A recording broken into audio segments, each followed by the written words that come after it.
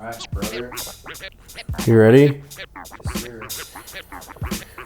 Are we rolling? That's good. So I want to go on the record before I do any of this.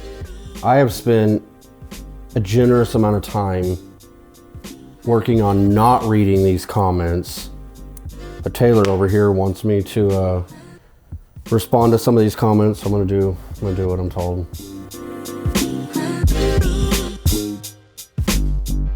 Okay, so first one, if an insurance company or if an insurance pays for OEM, we install OEM. If insurance pays aftermarket, we install aftermarket. We always let our customers know that you wrong, sorry. You know, I've always felt like some of our content that we produce almost like creates a sense of guilt that other body shops feel that they can't do what we're doing or they won't. This right here is a perfect example. If your body shop improperly repairs vehicles, it would probably be better just to shut up. Nobody asked your opinion. Nobody asked you to speak up. You jump on here. We talk about using 100% OEM parts, which is what our clients can look forward to in a repair at Best Body Shop. And if you use aftermarket parts and you omit to it, it doesn't sound very smart to be able to say that. OEM parts are always back ordered and insanely expensive. You know, sometimes they're expensive and sometimes they're not. Sometimes they are back ordered and sometimes they're not. I mean, at the end of the day, whether they're expensive or back ordered doesn't change how the vehicle is engineered. Therefore, the safety of the occupants are worth more than whatever the part price is and worth more than the time that it takes to get that part. Whoa, that's not a red flag. It's in your insurance policy. I always give my customers the option to have OEM parts installed, but saying red flag? Yeah, anybody that's not using OEM parts, that's a red flag. I just got done doing some court stuff where I was an expert witness, and I will tell you that it is imperative when you're reading documentation from the vehicle maker, OEM repair procedures, position statements, whatever it is, and it clearly states what parts should be used in the repair, and then it clearly states what happens if you don't use the correct repair or the correct parts. You're liable. And so if the manufacturers say to not use aftermarket and junkyard parts, and what I'm saying in this is if you're willing to use those, that should be a red flag to all consumers.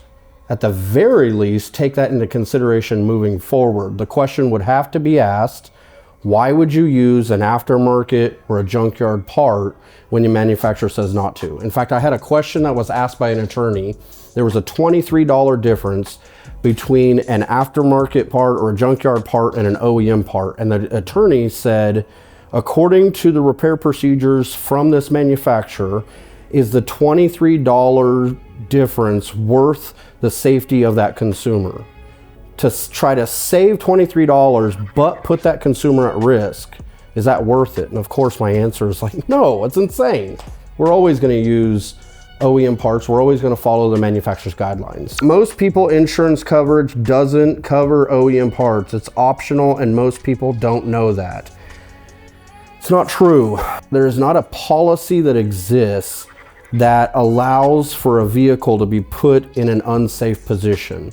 If the manufacturers say to use OEM parts and say not to use aftermarket and junkyard parts, it doesn't matter what your policy states. Now, with that being said, from my understanding and from what I've read, there are certain portions of the policy that says that if there's a part that's like, kind, and quality, or that can perform the same way, then those parts are available and can be used. However, if you just simply pull the repair procedures from the vehicle manufacturer and you put the VIN number in and you actually read them, it will describe that there's only one option in how to repair that car.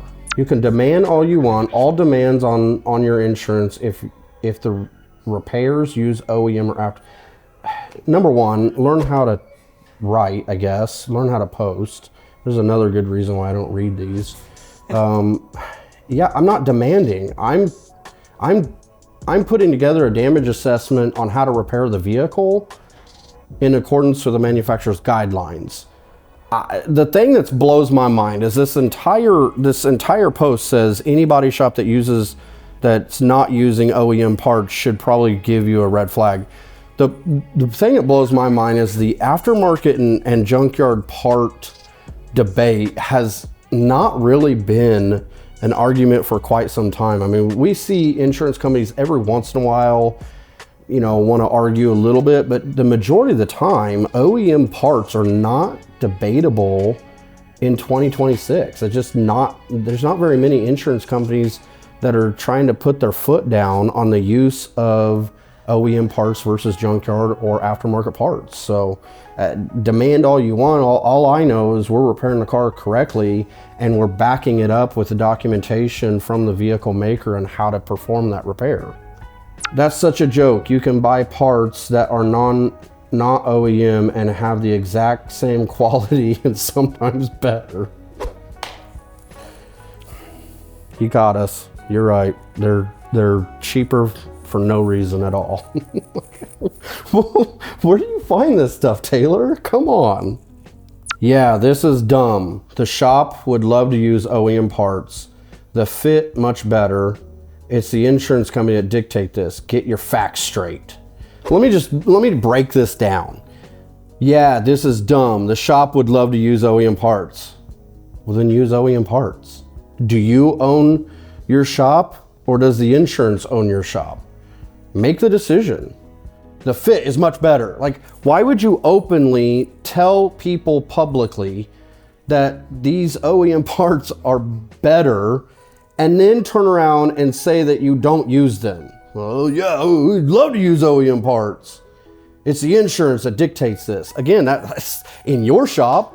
Nobody's coming into our shop and telling us how to repair a car, what parts to use. And I feel sorry for whatever shop you're working at.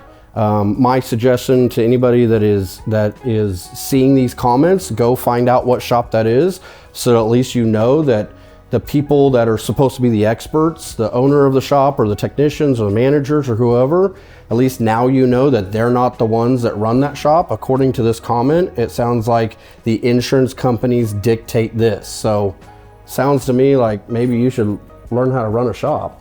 What perfect world do you live in? Do you like telling people they will be waiting for their car for months and months? This isn't realistic. What's not realistic is the fact that you are still working on cars. What do you mean waiting months and months? That's insane to me. Like 22 years I've been in this industry, 11 years owning Best Body Shop. Almost every single part is available the next day, if not immediately. Every once in a while you run into a part that's going to take some time to come in, and I'm sure the same is for a junkyard and aftermarket part. What I have found is that most OEM parts are actually easier to obtain and faster to obtain than aftermarket and junkyard parts. That's just my personal experience, but I guess in this body shop, maybe maybe they get faster junkyard parts. I don't know. Do they pinky promise to tell the next person they sell the car to they only paid for a hack and pack? So the question is, do you think body shops should refuse unsafe repairs even if the customer wants it? And this is something that's really challenging, right? You want to help customers. You don't want to tell them no. At the same time, you want to repair cars correctly, and there's a certain level of liability that you carry as a repair facility. This guy or girl or whoever wrote this says, do you pinky promise to tell the next person they sell the car to they only paid for a hack and pack? I think that's 100%. That's a good point. I think that's a great point that, something that we tell our customers every once in a while is, if a customer says, well, I don't really care, about how the car's repaired. I'm just going to sell it anyway. I'm like, okay, so the family that you sell that car to, are you going to let them know that the car is improperly repaired so that their family knows that they're buying something that's unsafe? And of course, the answer, of course, this is all a hypothetical situation. We would never repair a car incorrectly anyway. We would just not ever, put a car in an unsafe position just because a customer wants us to. We do our due diligence to have empathy and understanding. We really want to explain the repair needs, and we want to go over the repair procedures with them and make sure that we're all on the same page before moving forward. And I will tell you that the majority of the clients that we get in, once they understand what is needed and necessary to repair their car, and how that repair plays into the safety of that vehicle, most people don't want that unsafe vehicle to be going into anybody's hands. Driving is unsafe. Who are you to determine what's safe? Give them what they want. I mean, again, run your shop the way you want to run it. I'm going to run my shop the way I want to. At the end of the day, I have a liability and a responsibility to my clients that if they knew how to repair a car or they knew collision repair, then why would they come to us? They're coming to us because we're experts, and we owe it to them to at least follow the manufacturer's guidelines in the repair of that vehicle. And also, if they're asking for us to do something unsafe, to deny it, and then educate them through that process of why we would not be willing to do a certain repair that would put them in an unsafe position, or whoever owns that vehicle or the occupants in that vehicle in an unsafe position. Unsafe structural repair, absolutely, but I'll run screws through your bumper cover to hold it if you tell me to. Not anything structural, but if you want me to put 10 pounds of mud in a bumper and hold it on with drywall screws, I'll do it if you're paying for it. Is this real? Dude, there was a question that was asked to me one time, how do you tell an incorrect repair? I'm like, well, the definition and the purpose of an incorrect repair or a shoddy repair is for it to look like it never got repaired incorrectly. This is like the perfect example of someone that's full willing to put 10 pounds of Bondo in a car as long as they're going to get paid. There's a saying in our shop that we say downstairs all the time. It's there are some things that are worth more than money, and your safety is one of them. I think that at the end of the day, this person is saying that only structural repairs, unsafe structural repairs, what he's not willing to do. Well, it's 2026, man. A bumper cover can make a vehicle unsafe. There are not only the way the car absorbs energy and diverts that energy and energy management, but also the way that energy is read and the sensors that are behind the bumper. And again, you could put too much paint on a bumper and make the vehicle unsafe because of lane assist or avoidance collision system. So if you want to go find a guy or girl or whoever this is that's going to put 10 pounds of Bondo in your car, then have fun. We're not one of them. Unsafe, yes. Repair over replace. Used over new. OEM over QRP. Blend, no blend. Single stage. BCC. So many scenarios. I think what this person is getting at is that repairing a car, there's a ton of decisions that have to be made in that repair process. And I think what this person is talking about is like, should we repair or replace that fender? Should we blend it to the next panel? Are we doing single stage? Are we doing... So again, I think that it can get complicated. We keep it really simple. We at Best Body Shop, our focus is to do the least invasive, most cost-effective repair within the manufacturer's guidelines.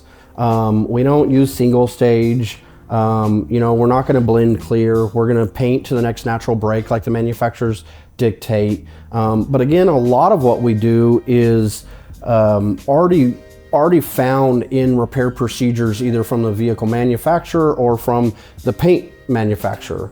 You know, I talked to a guy this morning and I said, hey, listen, the vehicles are more complex than they've ever been, but they've never been more simple to repair, simply because there's a lot of instructions nowadays on how to perform those repairs. Just follow them. That was the last one. That's it.